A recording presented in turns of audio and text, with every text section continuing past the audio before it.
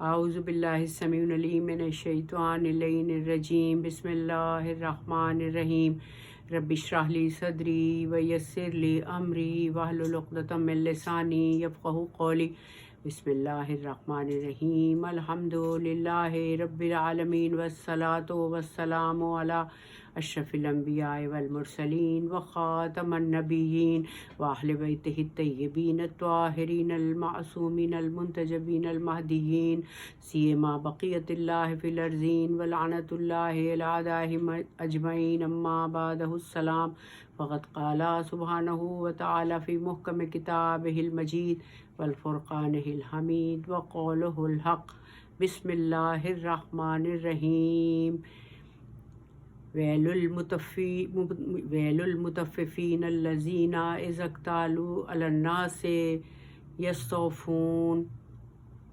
تمام تر حمد و ثنا اس رب دو جہاں کے لیے کہ جو خالق مالک ارض و سماوات ہے۔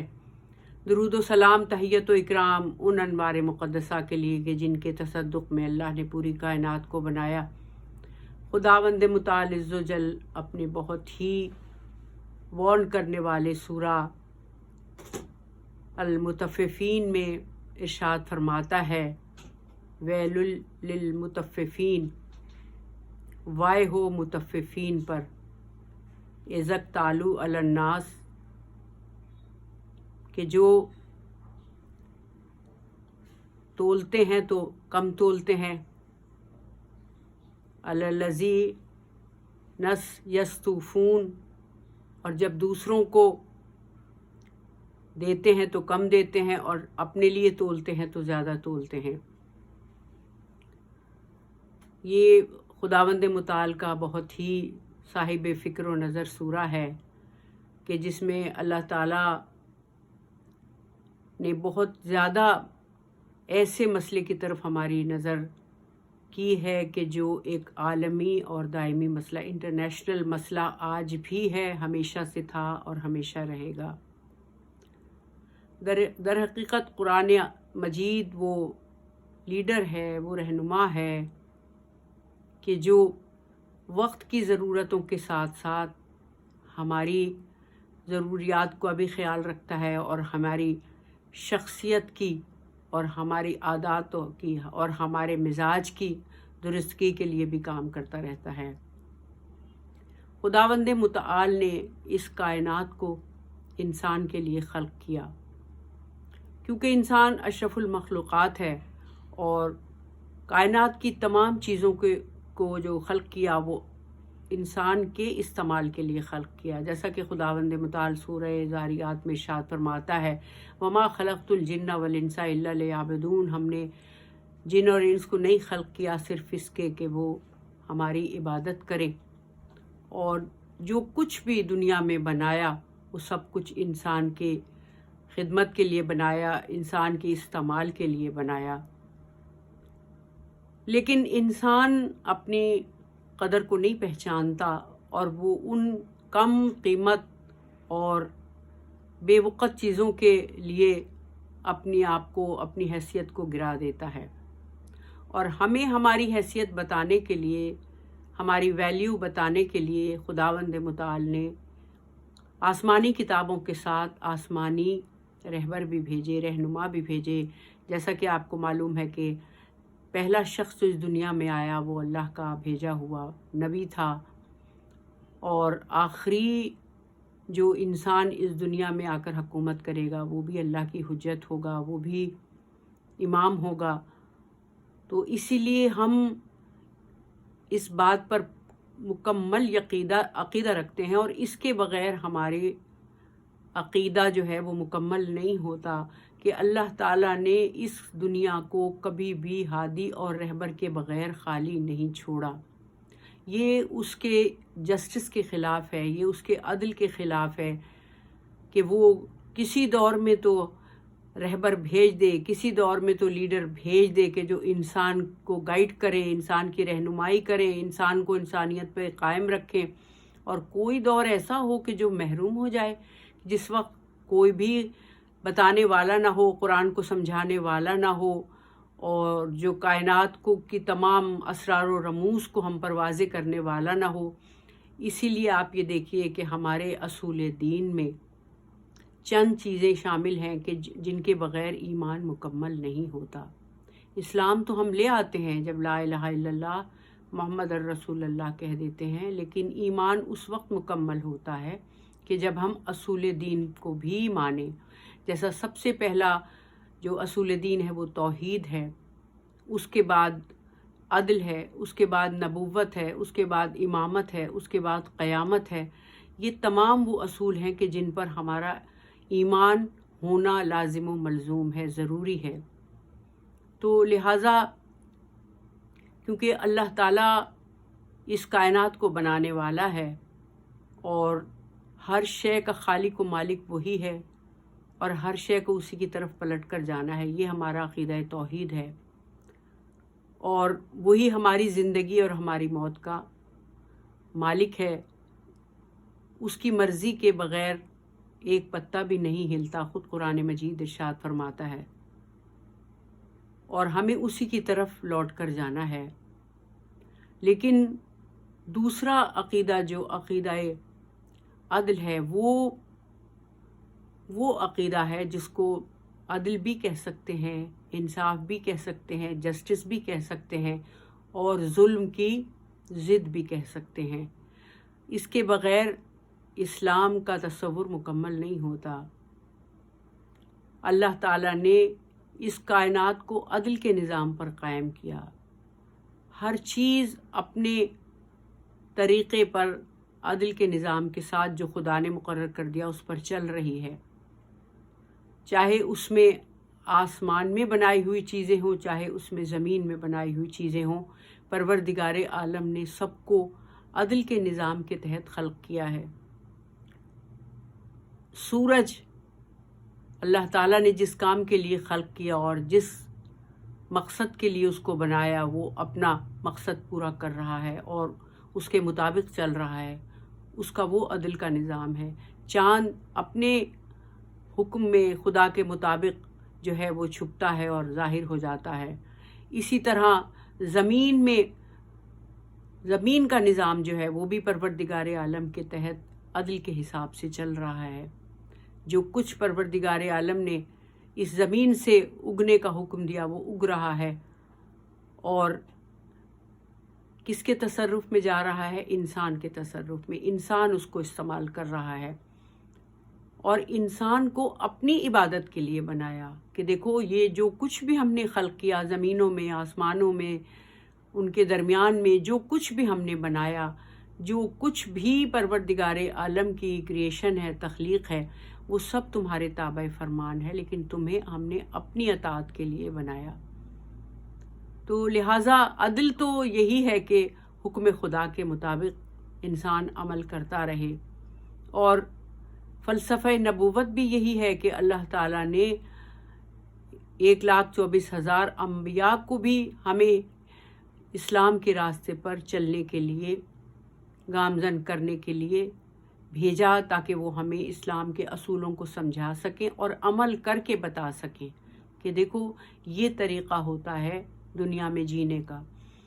اور جب پیغمبروں کا سلسلہ ختم ہوا تو اللہ تعالیٰ نے ہدایت کے سلسلے کو روکا نہیں۔ یہی اہل تشیع کا سب سے مضبوط عقیدہ ہے، اور اس کے فوراً بعد ہی اللہ تعالیٰ نے، نبوت کے فوراً بعد اللہ تعالیٰ نے امامت کا سلسلہ شروع کیا، اور امام ہادی اور رہبر امام بھیجے تاکہ وہ ہمیں دین کے اصولوں پر چل کر بھی بتائیں، اور ہمیں اپنے علم کے سائے میں، اپنے علم لدنی کے سائے میں ہمیں قرآن مجید بھی سکھائیں اور ہماری رہنمائی بھی فرمائیں۔ اور آج بھی الحمدللہ یہ کائنات امام سے خالی نہیں ہے، ہادی ہے، رہبر ہے، رہنما ہے، جو اس وقت غیبت کے پردوں میں ہے، اور کسی وقت بھی اس کا ظہور ہو سکتا ہے جب پروردگار عالم چاہے۔ تو لہٰذا اس آیہ مبارکہ میں اللہ تعالیٰ نے انسان کی ایک ایسی کمزوری کی طرف اشارہ کیا ہے کہ جو انسان کو اللہ کے نظام عدل سے ہٹا دیتی ہے۔ کہ پروردگار عالم نے ہر چیز کا ایک میزان بنایا، ایک سکیل بنایا، اور اس سکیل کو عدل کے سٹینڈرڈ پر ناپا ہے۔ ویل للمطففین، لفظ ویل قرآن مجید میں جہاں پر آیا ہے، معصومین ارشاد فرماتے ہیں کہ وہ اس لفظ سے مراد ہے کافر، منکر، خدا سے سرکشی کرنے والا اور جہنم کا وارث، جس کے لیے ویل کا لفظ استعمال ہوتا ہے۔ مطففین وہ لوگ ہیں کہ جو ناپ تول میں صحیح طریقہ اختیار نہیں کرتے۔ وہ کون لوگ ہیں؟ ویل للمطففین الذین، یعنی یہ وہ لوگ ہیں اذا اکتالوا، کہ جو جب تولتے ہیں، اپنے لیے تولتے ہیں تو زیادہ حصہ لے لیتے ہیں، علی الناس یستوفون، اور جب انسانوں کے لیے تولتے ہیں تو کم تولتے ہیں، یعنی ان کے دینے کے باٹ اور ہوتے ہیں اور لینے کے باٹ اور ہوتے ہیں۔ جس وقت یہ سورہ نازل ہوا تو مدینے میں یہ جو ٹریڈرز تھے، جو تاجر تھے، ان کا یہ طریقہ تھا کہ وہ ان کا ترازو ٹھیک نہیں ہوتا تھا، ان کی ناپ تول کا نظام صحیح نہیں تھا، اور وہ اس کے اندر بہت زیادہ ایمان سے ہٹ جاتے تھے کہ جب وہ کوئی تجارت کا سامان خریدنے کے لیے جاتے تھے تو ان میں سے اکثر تاجر جو تھے وہ بڑا پیمانہ لے کر جاتے اور زیادہ چیز لے لیتے، لیکن وہی سامان جب وہ فروخت کرتے تھے دوسروں کو تو چھوٹا پیمانہ رکھتے تھے اور اس کے اوپر ناپ کر لوگوں کو دیتے تھے۔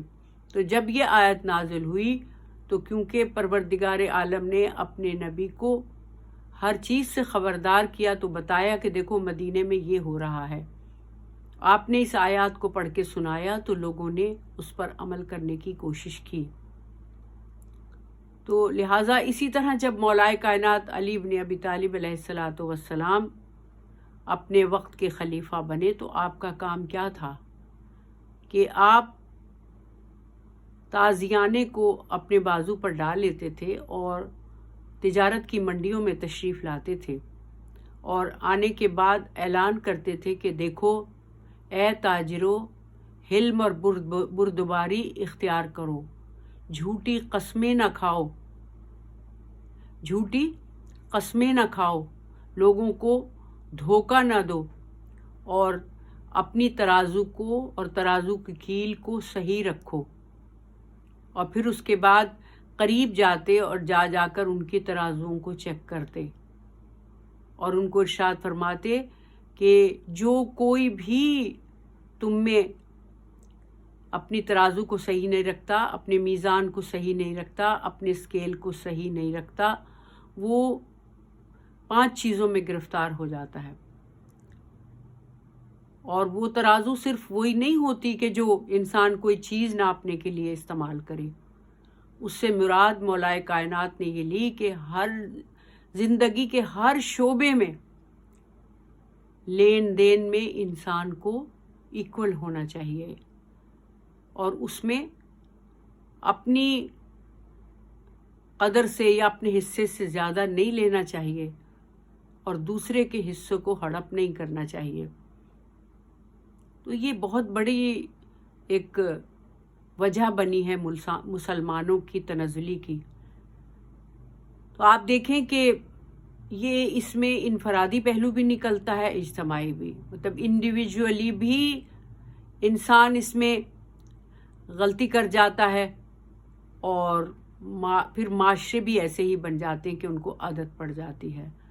اور کیونکہ اللہ تعالیٰ نے یہاں پر ارشاد فرمایا کہ بہت ہی تباہی ہے ان لوگوں کے لیے کہ جو ناپ تول میں بے ایمانی کرتے ہیں، کہ جو جب اپنا حق لینا ہوتا ہے تو زیادہ لے جاتے ہیں، اور جب دوسروں کا حق دینا ہوتا ہے تو اس کو یا تو دیتے نہیں یا پھر کم کر دیتے ہیں۔ بربادی اور تباہی ہے ان کے لیے۔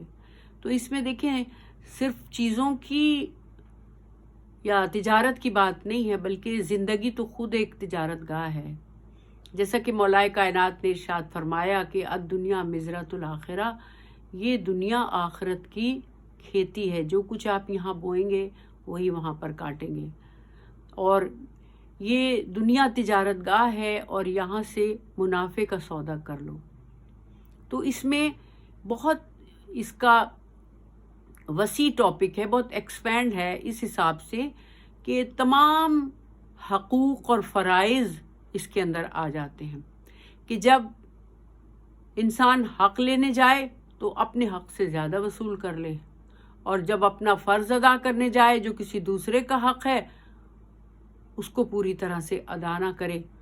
تو ارشاد فرمایا میرے مولا نے کہ جو کوئی بھی 5 چیزیں ایسی کرتا ہے ان کو 5 پریشانیوں سے دوچار ہونا پڑتا ہے. پوچھا مولا وہ کیا ہے؟ ارشاد فرمایا کہ جو زکوٰۃ نہیں دیتا، جو کہ اسلام میں واجب ہے، جو زکوٰۃ نہیں دیتا تو اس علاقے میں جب لوگ جہاں زکوٰۃ نہیں دی جاتی وہاں باران رحمت کم ہو جاتی، بارشیں کم ہو جاتی ہیں، قحط آ جاتا ہے. اور جہاں پر عدالتیں صحیح فیصلہ نہیں کرتی یا گھروں میں صحیح فیصلے نہیں ہوتے، جہاں پارشیلٹی ہوتی ہے، جہاں عدالتیں صحیح فیصلے نہیں کرتی، وہاں پر افلاس اور بھوک پیدا ہو جاتی ہے. اس معاشرے میں غربت، تنگ دستی کا رواج ہو جاتا ہے، رزق میں برکت نہیں رہتی. اور ارشاد فرمایا کہ جہاں پر بے حیائی اور فحاشی کو عام کر دیا جاتا ہے اور اس کو صحیح سمجھا جاتا ہے، حق سمجھا جاتا ہے، وہاں پر ناگہانی اموات ہوتی ہیں، لوگ مرنا شروع ہو جاتے ہیں. میں آپ کی تھوڑی سی توجہ آج کے حالات کی طرف لاؤں گی کہ آپ خود ہی فیصلہ کر لیں کہ معاشرے میں کیا ہو رہا ہے. کلچر کے نام پر اور ریلیکسیشن کے نام پر کس قدر فحاشی اور رائٹس کے نام پر فحاشی اور عریانی کو رواج ہو گیا ہے، اور اس حد تک ہو گیا ہے کہ غلط کو لوگ صحیح سمجھنے لگے ہیں، اور جس کے آؤٹ کم جو نتیجے نکل رہے ہیں وہ سب آپ کے سامنے ہیں، مجھے بتانے کی ضرورت نہیں ہے. اور پھر ارشاد فرمایا کہ جو وعدوں کو توڑتے ہیں، جو عہد کو توڑتے ہیں، جو جھوٹ بولتے ہیں، ان کے درمیان سے رزق سے برکت ختم ہو جاتی ہے، صحت سے برکت ختم ہو جاتی ہے، صحتیں خراب ہو جاتی ہیں، رزق کم ہو جاتا ہے.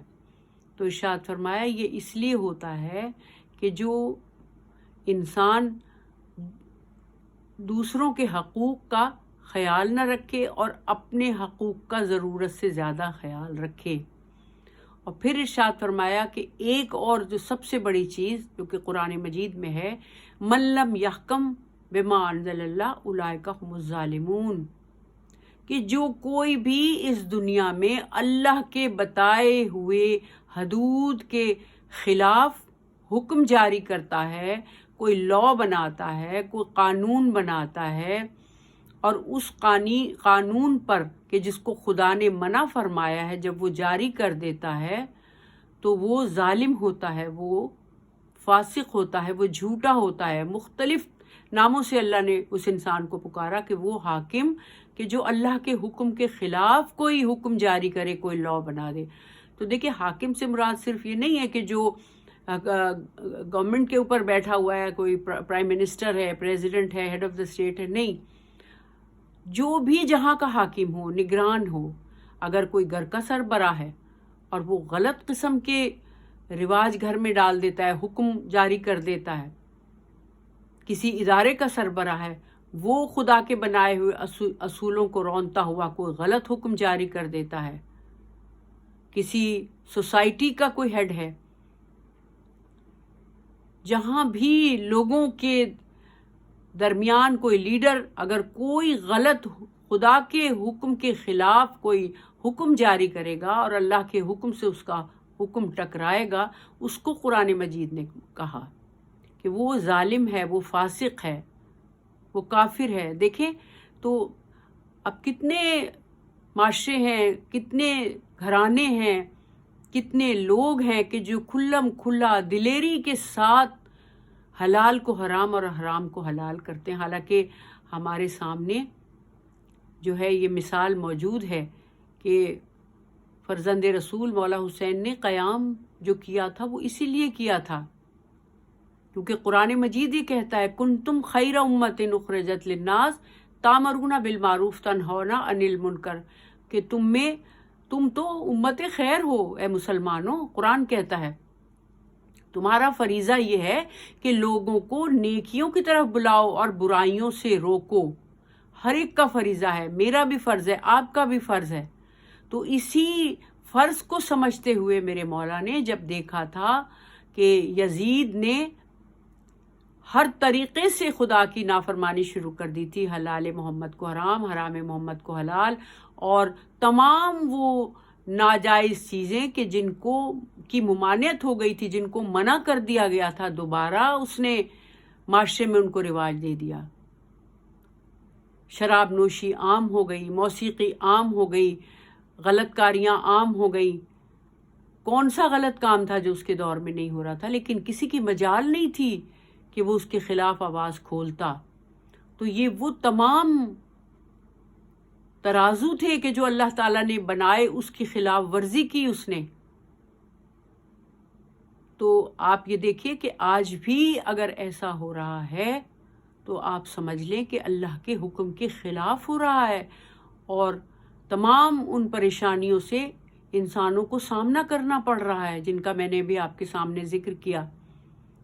تو لہٰذا اللہ تعالیٰ کے حبیب نے یہ ارشاد فرمایا کہ دیکھو انسانوں آنکھیں کھول کے رہو، اور معصومین نے بھی یہ ارشاد فرمایا.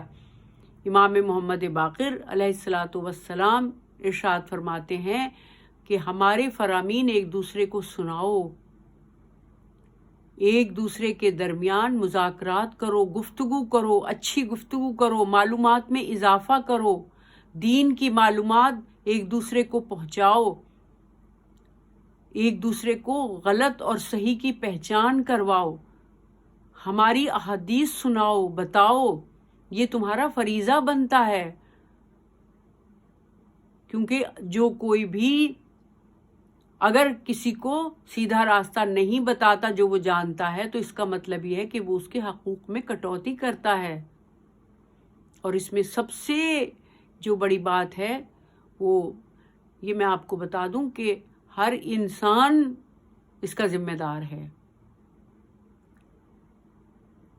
بچوں کے حقوق یہ ہیں کہ والدین ان کو حقیقت بتائیں، صحیح بات بتائیں، اور جو ہمارے لیڈر ہیں ان کا یہ حق بنتا ہے کہ وہ ممبر سے ہمیں امر بالمعروف اور نہی عن المنکر کریں.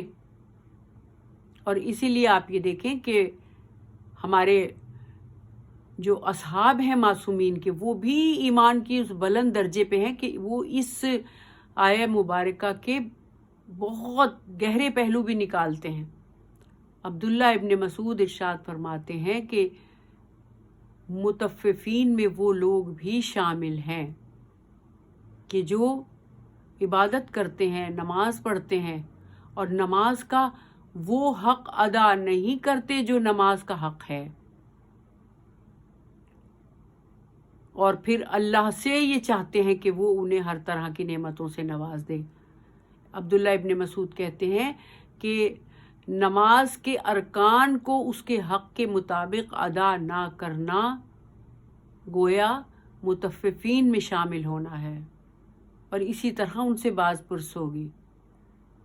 وضو کے ارکان کو صحیح طریقے سے ادا نہ کرنے والا متففین میں شامل ہوتا ہے کہ جو اللہ نے جس طرح سے حکم دیا، معصومین نے جیسے ہمیں بتایا، اس طرح سے ہم ادا کریں. اور پھر ارشاد فرمایا کہ حقدار اور حق کا آپس کا چولی دامن کا ساتھ ہے، کہ جو چیزیں اللہ تعالیٰ نے ہمارے لیے بنائی وہ حق ہیں، اور انسان ان کا حقدار ہے. اور اللہ تعالیٰ اتنا ارحم الراحمین ہے کہ اس نے جو حق ہمارے لیے بنایا، ہمارے استعمال کے لیے بنایا، ان سب کو بتا دیا، ان سب کو اس انداز سے رہنے کی تاکید کر دی کہ جس انداز سے ان کو رہنا چاہیے۔ اب زمین کا یعنی ہمارا حق زمین کے اوپر ہے، اللہ نے زمین ہمارے لیے خلق کی، تو زمین اپنا حق پورا کر رہی ہے کہ جب ہم حکم خدا کے مطابق جب اس میں بیج ڈالتے ہیں تو وہی سخت زمین اللہ کے حکم کے مطابق اپنے فرض کو پورا کرتی ہے اور حق ادا کرتی ہے کہ اس میں سے ہمارے لیے فصلیں اگائے، اس میں سے میوے اگائے، اناج اگائے۔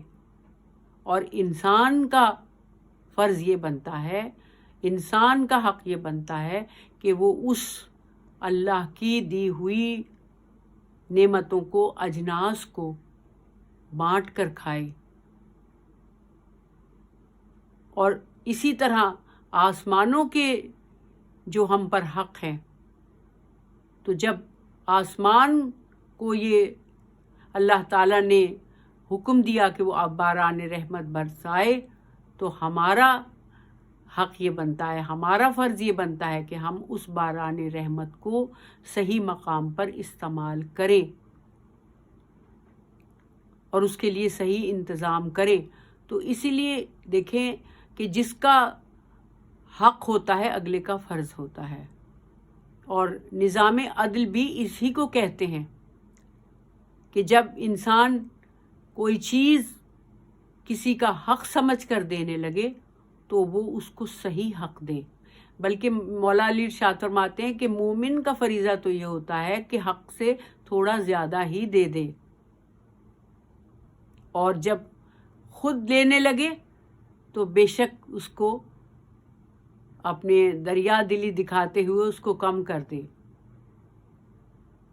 بڑا مشہور واقعہ ہے کہ ایک مرتبہ مولا کائنات نے 2 قمیصیں منگوائیں قمبر سے، ایک زیادہ قیمت کی تھی، ایک کم قیمت کی تھی۔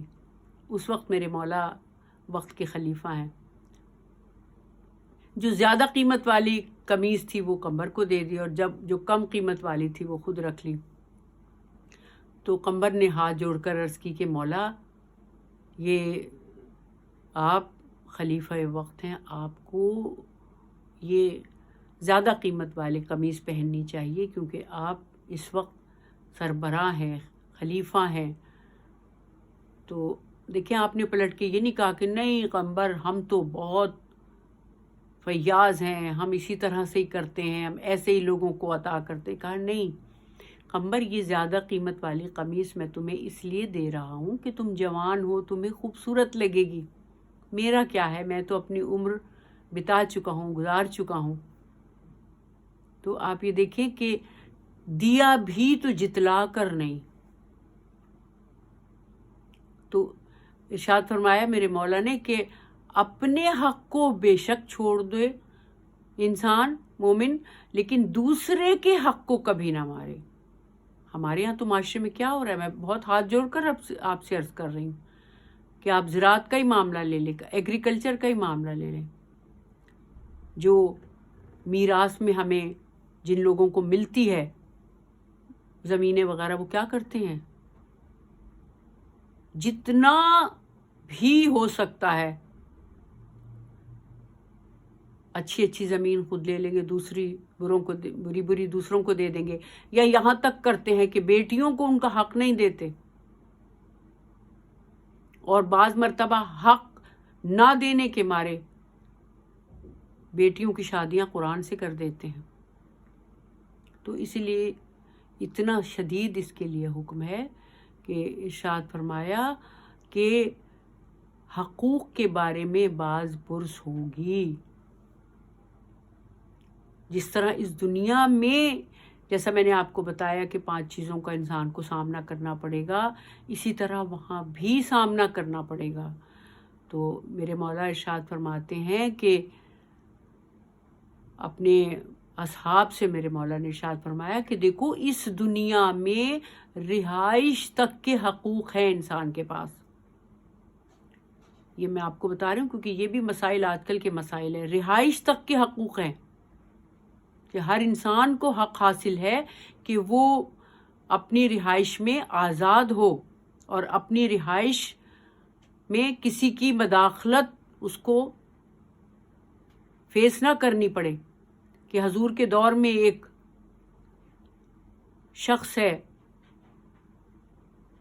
بڑا خود پسند انسان ہے، اور وہ حضور کے ایک صحابی جو زرار ہے اس کے باغ میں بلا تعمل بغیر اجازت کے آتا جاتا ہے، جبکہ اس کے باغ میں اس کی خاندان بھی رہتا ہے، اس کی بیوی بھی رہتی ہے، اس کے بچے بھی رہتے ہیں. بغیر اجازت کے اندر گھس جاتا ہے اور اس غلط نظروں سے اس کے بیوی بچوں کو دیکھتا ہے. تو زرار نے آ کر مولا سے شکایت کی کہ یا رسول اللہ، یہ بغیر اجازت میرے باغ میں آ جاتا ہے اور میرے بیوی بچے وہاں گھوم رہے ہوتے ہیں اور ان پہ بری نظر ڈالتا ہے. آپ نے اس کو بلایا اور بلا کر یہ کہا کہ اے زرار، تم ایسے کرو، تم کیوں جاتے ہو اس باغ میں؟ تو کہا کہ اس باغ کے کونے میں میرا بھی ایک درخت ہے جس کی میں ملکیت رکھتا ہوں. آپ نے کہا کہ تم پر فرض ہے کہ تم جانے سے پہلے اجازت لے لیا کرو. لیکن اس نے نہ مانا، اجازت نہیں لی، اسی طرح جاتا رہا. پھر اس کے بعد زرار نے آ کے مولا سے کہا، مولا نے پھر اس کو بلایا اور یہ کہا کہ دیکھو، تم اگر اجازت نہیں لیتے تو تم کم از کم ایسے کرو کہ وہ درخت بیچ دو، اس کے ہاتھ بیچ دو مالک کے ہاتھ، اور تم اس قیمت سے کہیں اور درخت خرید لو. وہ اس پر بھی نہیں مانا. اس کے بعد آپ نے ارشاد فرمایا کہ دیکھو، اگر تم بیچنا بھی نہیں چاہتے تو ہم تمہیں اس کے بدلے کا ایک درخت کہیں اور دلوا دیتے ہیں. وہ اس پر بھی نہیں مانا. مولا نے سمجھ لیا کہ اس کی نیت میں کوئی فتنہ ہے، کوئی فساد ہے، اس لیے یہ دوسرے کے حقوق پر تجاوز کر رہا ہے. آپ نے ارشاد فرمایا کہ اس زرار سے کہا کہ اس درخت کو جڑ سے کاٹ دو.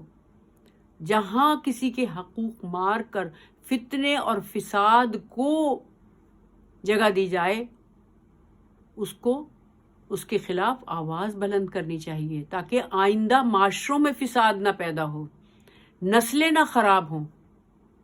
تو اسی لیے آپ یہ دیکھیں کہ میرے مولا حسین کربلا سے یہی کہتے ہوئے نکلے، انما اخرجت للاصلاح طلب امت جدی، میں اس لیے نکل رہا ہوں کہ میرے نانا کی امت اتنی خراب ہو چکی ہے، اگر میں نہ نکلا تو یہ تمام برائیاں اسلامی معاشرے میں ہمیشہ کے لیے رواج ہو جائیں گی. حلال محمد کو حرام، حرام محمد کو حلال. وہ تمام موسیقی کے آلات کہ جن کو حضور نے دفن کروا دیا تھا یہ کہہ کے کہ یہ مردے ہیں، ان کی قبریں بنا دو، ان کو دفن کر دو، قرآن مجید میں ان کو استعمال کرنے کی ممانعت آ گئی ہے. معاویہ نے اور یزید نے ان کو دوبارہ رواج دیا اپنے محلوں میں، یہ کہہ کے کہ یہ ہماری عربوں کی ثقافت ہے، ہمارا کلچر ہے. ناچنے والیاں، گانے والیاں اپنے محلوں میں بلائیں، شراب نوشی عام ہو گئی. ملعون نے بہنوں سے شادیاں کرنی شروع کر دیں، بندروں سے کھیلنا شروع کر دیا. کون سا نجس کام تھا جو اس نے اپنے محل میں رواج نہیں دیا. اور پھر اتنی بڑی جسارت کے فرزند رسول سے، وقت کے امام سے بیعت طلب کی اور کہا کہ تمہیں ماننا پڑے گا حسین کہ میں خلیفۃ المسلمین ہوں، میں اللہ کے تخت کا وارث ہوں، میں وارث رسول ہوں. تو آپ بتائیے کہ بھلا مولا حسین کا یہ کہنا درست نہیں جو آپ نے کہا کہ مجھ جیسا تجھ جیسے کی بیعت نہیں کر سکتا، تیرے جیسا فاسق، فاجر، شرابی، زانی انسان کو میں مسلمانوں کا خلیفہ مان لوں، یہ نہیں ہو سکتا. حسین اپنا سر دے دے گا، سر کٹوا دے گا، اپنی اولاد کٹوا دے گا، اپنے بچے یتیم کرا لے گا، اپنے خانوادے کو، اپنی بیویوں کو ننگے سر پھروانا حسین کو منظور ہے، قیدی بنانا منظور ہے، بھوکا پیاسا رہنا منظور ہے. مگر حسین کو یہ منظور نہیں ہے کہ میرے نانا کے دین پر آنچ آ جائے.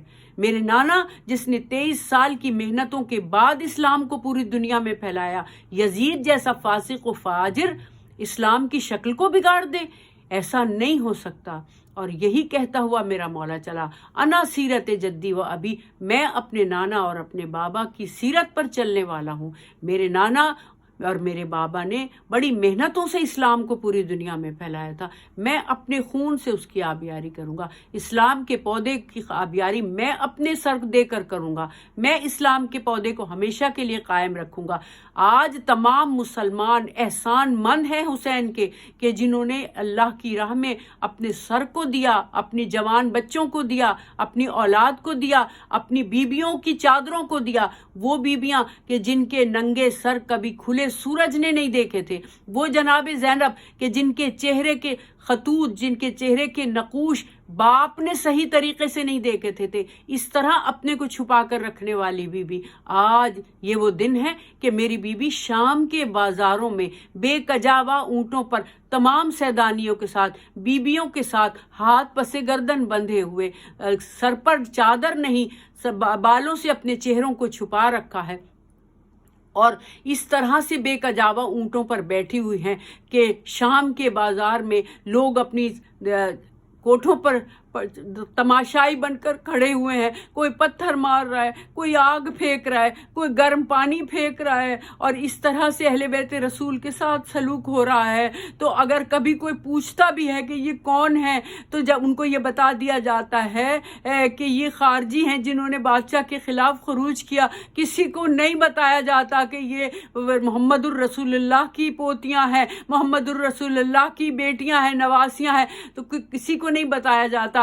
ایک مقام پر آپ کے قافلے کو روکا گیا اور بہت دیر تک دھوپ میں وہ قافلہ کھڑا رہا. جب آپ دمشق کے دروازے پر پہنچا لٹا ہوا سیدانیوں کا قافلہ، اور ایک عرصہ گزر گیا وہ قافلہ وہاں کھڑا رہا، تو کسی نے آ کر پوچھا کہ یہ کون لوگ ہیں کہ جن کے بیویوں کے سروں پر چادریں بھی نہیں ہیں، بالوں سے چہرہ چھپایا ہوا ہے. تو میری بیوی جناب زینب نے اسی وقت خطبہ شروع کیا، بتانا شروع کیا کہ ہم اہل بیت رسول ہیں، ہم پنجتن پاک کے گھرانے والے ہیں، ہم محمد الرسول اللہ کی نواسیاں ہیں، ہم رسول اللہ کے خانوادے ہیں. جب یہ بتانا شروع کیا تو ایک زید بن ارقم جو حضور کا ایک بوڑھا صحابی تھا جس کی آنکھیں بھی نہیں تھی، جب اس نے بی بی کی یہ تقریر سنی تو وہ یہ کہنے لگا، ارے علی کہاں سے زندہ ہو گئے؟ یہ علی کے لہجے میں کون خاتون بول رہی ہے؟ یہ کیسا لہجہ ہے جیسے علی گفتگو کر رہے ہیں؟ تو جب پوچھا تو امام زین العابدین نے بتایا کہ اے میرے نانا کے صحابی، یہ علی کی بیٹی زینب بول رہی ہے. بس یہ سننا تھا. اس نے اپنے سر کو پیٹ لیا اور کہا، پالنے والے تیرا شکر ہے کہ تو نے مجھ سے میری آنکھیں لے لی. مجھے وہ وقت یاد ہے کہ جب مجھے رسول اللہ نے کہا تھا کہ اے زید، ایک وقت تمہاری آنکھیں نہ ہوں گی، تم نابینا ہو جاؤ گے اور تم اندھے ہونے پر خدا کا شکر ادا کرو گے. اب مجھے سمجھ میں آیا کہ میرے مولا نے مجھے یہ کیوں کہا. اچھا ہوا کہ میری آنکھیں نہ ہوئیں اور میں نے زینب، ام کلثوم اور رقیہ کے ننگے سروں کو نہ دیکھا. پالنے والے تیرا شکر ہے، معبود میرا شکر ہے. وہ ایک چیخ مار کر زمین پر گرے اور اپنی جان آفری کے سپرد کر لی. وما علینا الا البلاغ.